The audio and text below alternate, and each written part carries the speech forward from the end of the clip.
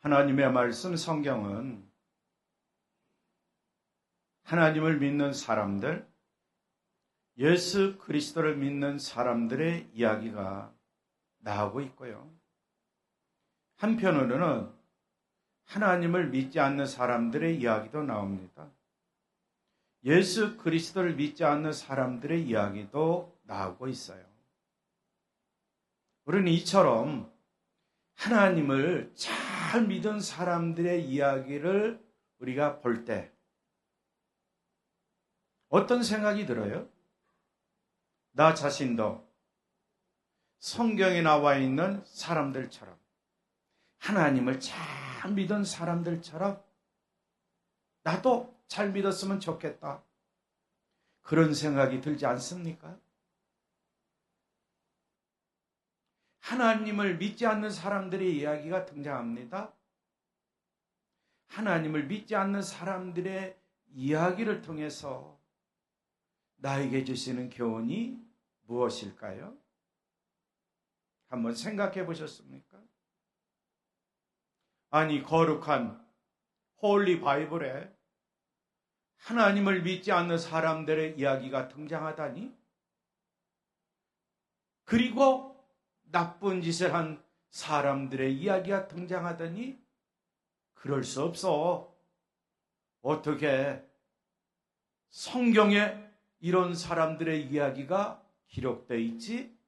라고 말들 하는 사람도 있지만, 우리 모든 그리스도인들은 하나님을 잘 믿은 사람들의 이야기를 읽고 묵상할 때마다 나도 이 사람들처럼 하나님을 잘 믿고 성공해야지. 또 반면에 하나님을 믿지 않는 사람들의 이야기를 우리가 보고 읽고 생각해 보면서 나는 이런 사람들처럼 살아서는 안 되지, 이런 생각 가운데 우리 그리스도인들이 믿음 생활의 전진에 나갔으면 좋겠어요. 성경은 성공적인 사람들의 이야기로 가득 차 있습니다.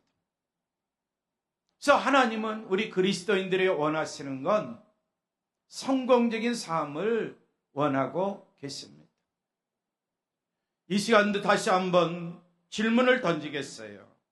우리 모든 그리스도인들, 하나님의 말씀과 함께 성공하기를 원하십니까? 아멘? 우리가 믿는 주님, 부활 승천하셔서 지금도 우리들을 위하여 충복 기도하고 계시는데 그분과 함께 성공하기를 원하십니까? 아멘. 보혜사 성령님을 우리에게 주시겠다고 약속하셨고, 오늘날 우리 모든 그리스도인들 성령님과 함께 생활하고 있는데, 이 성령님과 함께 생활하면서 인생길에서 성공하기를 원하십니까? 아멘.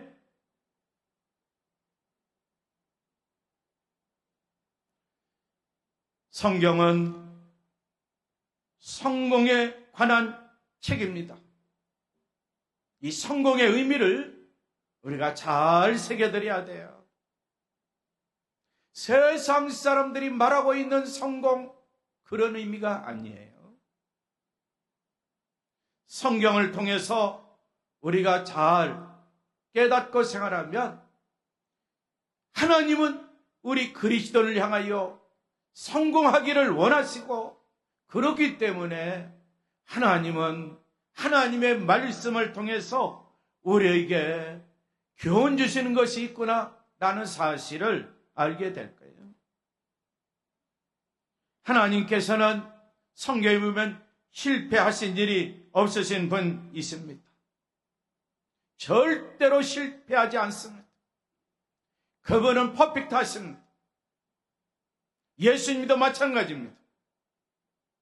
온 율법과 선지자의 강령, 미흡한 점이 있으면 예수님이 그것을 폐하러 온 것이 아니라 완성시키러 오셨다고 말씀하셨고, 마침내 예수님은 십자가상에서 돌아가실 때 다 이루었다라는 이 한마디의 말씀 속에 모든 삶, 모든 성경을 퍼펙트하게 완성하셨다는 사실을 우리가 깨달을 수가 있습니다. 그러기에 성경은 우리 그리스도인이 이 세상을 살아갈 때에 어떻게 살아야 하는지를 가르쳐주고 있습니다. 욥기서에 나와 있는 말씀에 보면은 우리 모든 그리스도인들 어떻게 인생길을 걸어가야 되는지, 때로는 욥과 같은 그런 환난과 고난과 시련 등등이 찾아오기 때문에 우리가 어떤 삶을 살아야 되는지 욥기서를 통해서 잘 가르쳐주고 있습니다. 또 반면에 바로 우리 모든 그리스도인들 어떻게 죽어야 하는지도 잘 가르쳐주고 있어요. 우리가 함께 봉독한 말씀, 그렇지요? 욥의 죽음에 관한 메시지도 선포되어 있죠. 욥이 어떻게 죽었는지 우리에게 깊은 의미를 던져주고 있습니다. 그러기에 우리 모든 그리스도인들 이제는 욥이라는 사람을 한번 생각해 보면서, 그렇죠? 설교 제목을 한번 보세요. 설교 제목.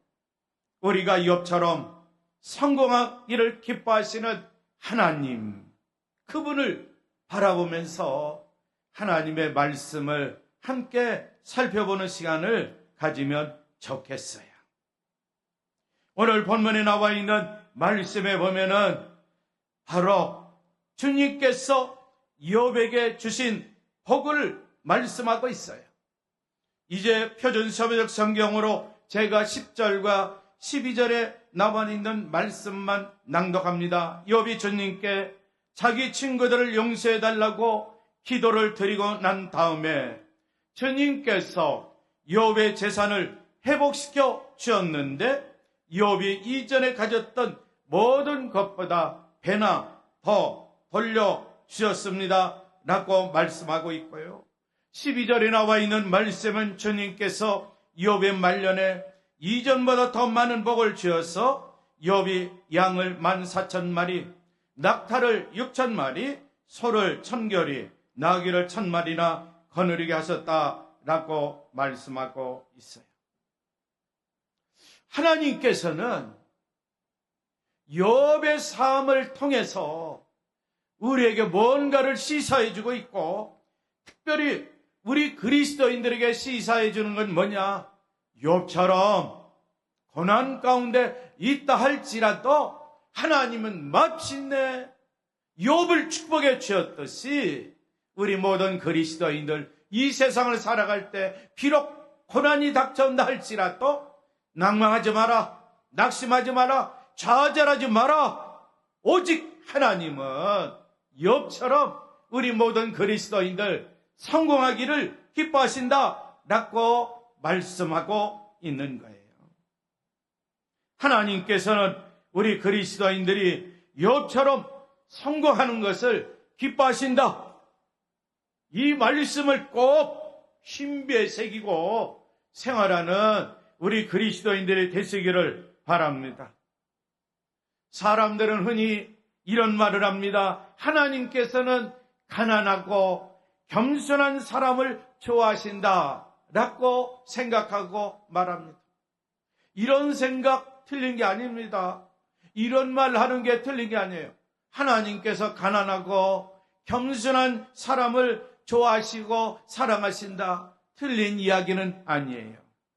하지만 본문에 나와 있는 말씀, 그리고 욥기 전체에 나와 있는 말씀, 더 나아가서 창세기에 나와 있는 말씀, 민수기에 나와 있는 말씀, 신명기에 나와 있는 말씀, 시편에 나와 있는 말씀, 그리고 우리 주님이 그렇죠 주신 말씀 등등을 살펴보면, 그렇죠, 가난하면서 겸손하게 생활하는 사람 하나님이 좋아하시지만, 반면에 부자이면서 겸손하게 생활하는 사람도 기뻐하신다는 거예요.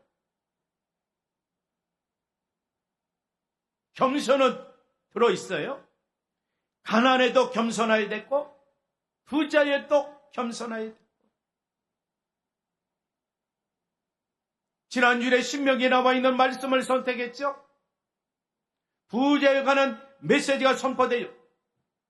그러면서 하나님이 성경을 통해서 말씀하신 것은 바로 부자 되게 하신 분이 누구냐? 하나님이다. 재물 얻을 능력을 주신 분이 누구냐? 하나님이다. 그런 거로 너희들은 하나님을 잊지 말라. 하나님을 잘 기억하며 살아라. 라고 말씀하고 있어요. 하나님을 잊지 말라는 것. 하나님을 기억하며 살아라는 것은 교만한 삶이 아니라 겸손한 가운데 그런 생활을 하라. 라고 말씀하고 있는 거죠. 왜냐하면 하나님은 교만한 자를 물리치시고 겸손한 자에게 은혜를 베풀어 주시기 때문입니다. 민수기 6장 22절 이하에 나와 있는 말씀은 우리 그리스도인들이 너무나 잘 알 거예요. 매주일 예배를 시작할 때에 제가 낭독해 드리는 말씀이죠. 여호와께서 모세에게 말씀하여 이르시되 아론과 그의 아들들에게 말하 이르기를 너희는 이스라엘 자손을 위하여 이렇게 축복하여 이르되 여호와는 내게 복을 주시고 너를 지키시기를 원하며 여호와는 그 얼굴을 내게 비추사 은혜 베푸시기를 원하며 여호와는 그 얼굴을 내게로 향하여 주사 평강 주시기를 원할지나 하라. 그들은 이같이 내 이름으로 이스라엘 자손에게 축복할지니 내가 그들에게 복을 주리라. 라고 하나님은 그렇죠? 제사장들에게 주신 메시지죠. 더 나아가서 우리 그리스도인들에게 주신 메시지죠. 이처럼 하나님은 우리 모든 그리스도인들에게 복을 주시기를 원하고 지켜주시기를 원하고 은혜와 평강으로 함께 주시기를 원한다는 사실을 알 수가 있어요.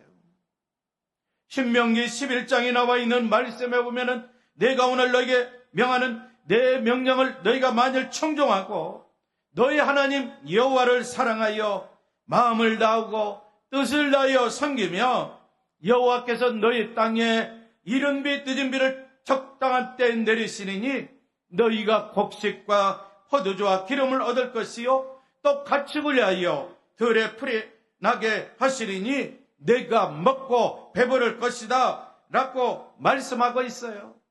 여호와께서 이스라엘 백성들에게 약속하신 젖과 꿀이 흐르는 가나안 땅에 들어가서 살면서 너희들이 하나님의 말씀을 잘 청종하라.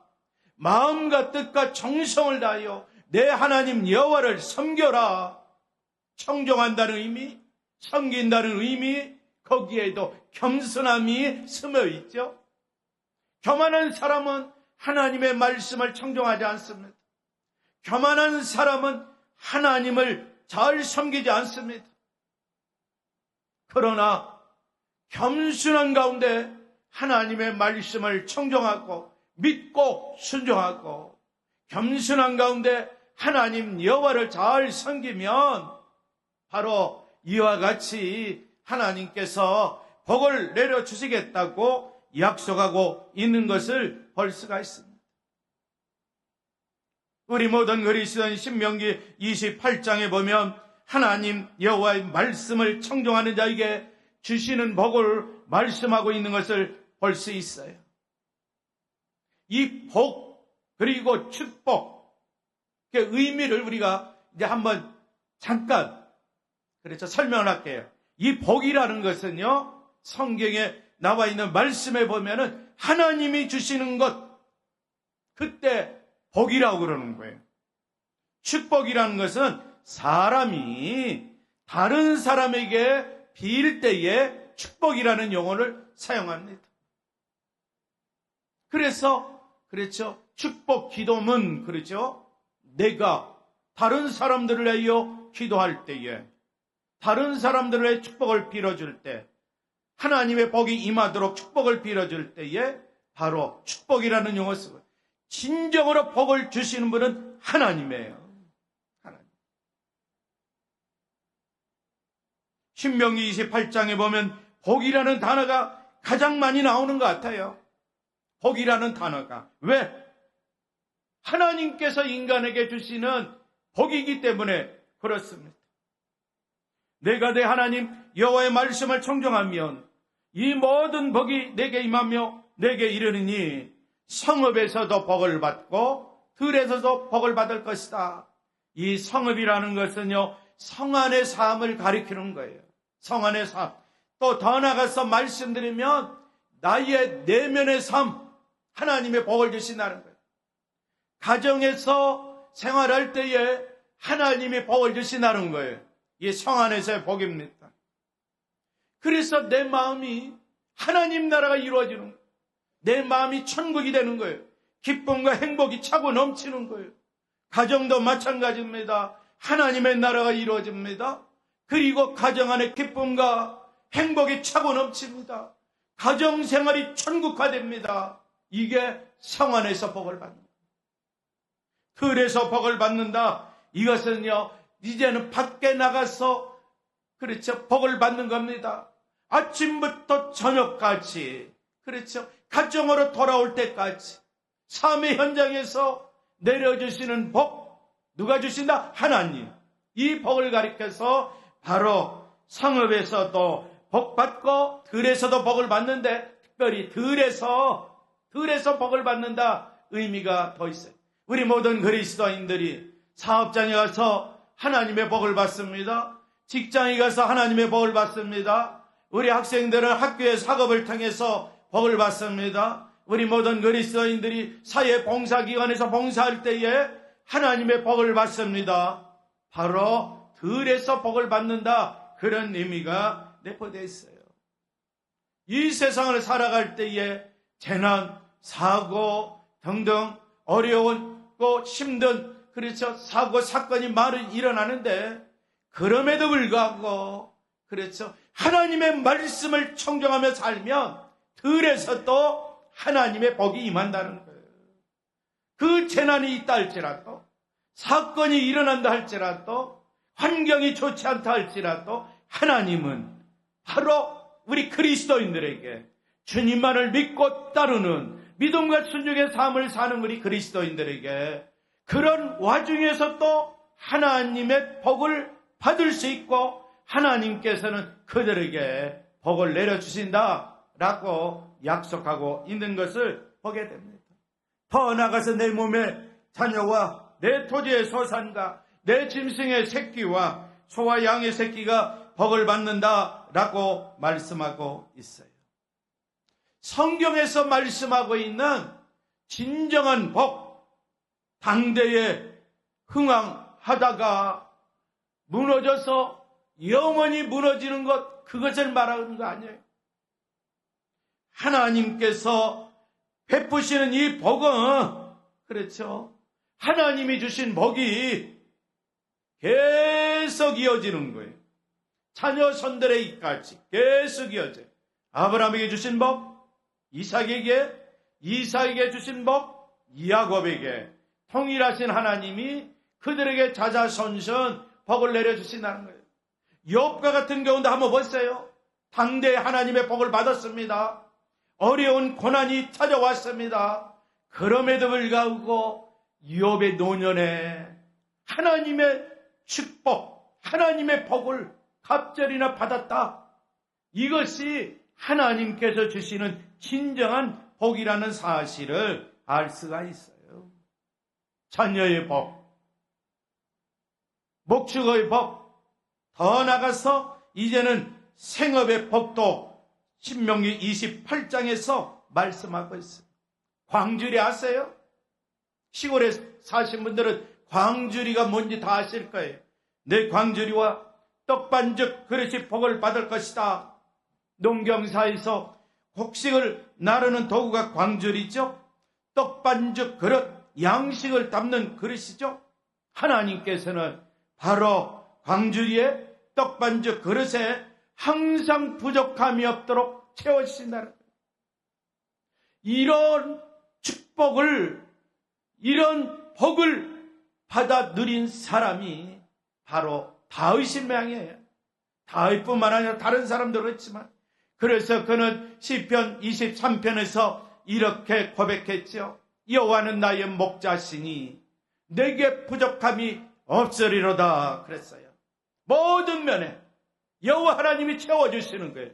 떨어질만 하면 채워주시고 떨어질만 하면 채워주세요. 그래서 영육간에 부족함이 없는 삶을 살았음을 성경은 우리에게 말씀하고 있어요. 성도 여러분, 가난해도 겸손하게 살면 하나님이 기뻐하세요. 또 반면에 부자이면서도 겸손하게 살면 하나님이 기뻐하세요. 왜 성경에 보면 이 세상에는 가난한 자도 있고 부자도 있다고 말씀하고 있어요. 그러나 우리 모든 그리스도인들 다시 한번 성경으로 돌아가는 거예요. 성경은 성공한 사람들의 이야기 엄청나게 수록되어 있어요. 우리들도 그들의 이야기를 읽고 듣고 그리고 묵상하면서 하나님, 나도 이 성공한 사람들처럼 성공하기를 원합니다. 이런 마음의 소원을 갖고 생활하면 반드시 하나님께서 이 사람들처럼, 예를 들면 아브라함처럼 성공하는 지름길로 하나님이 인도해 줄 줄 믿습니다. 그때 주의사항 뭐 해야 된다? 겸손해야 된다는 거예요. 겸손해야 된다는 거죠. 시편 112편 1절에서 4절까지 말씀을 낭독하고 기도하는 시간을 갖겠습니다. 할렐루야. 주님을 경외하고 주님의 계명을 크게 즐거워하는 사람은 복이 있다. 그의 자손은 이 세상에서 능력 있는 사람이 되며 정직한 사람의 자손은 복을 받으며 그의 집에는 부귀와 영화가 있으며 그의 의로움은 영원토록 칭찬을 받을 것이다. 정직한 사람에게는 어둠 가운데서도 빛이 비칠 것이다. 그는 은혜로우며 공의를 많으며 의로운 사람이다 라고 말씀하고 있어요.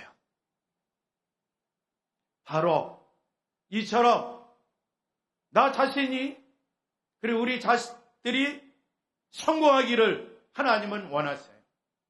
그럼 부모 입장에서는 어떻게 살아야 되는지 성경은 또 우리에게 가르쳐주고 있어요.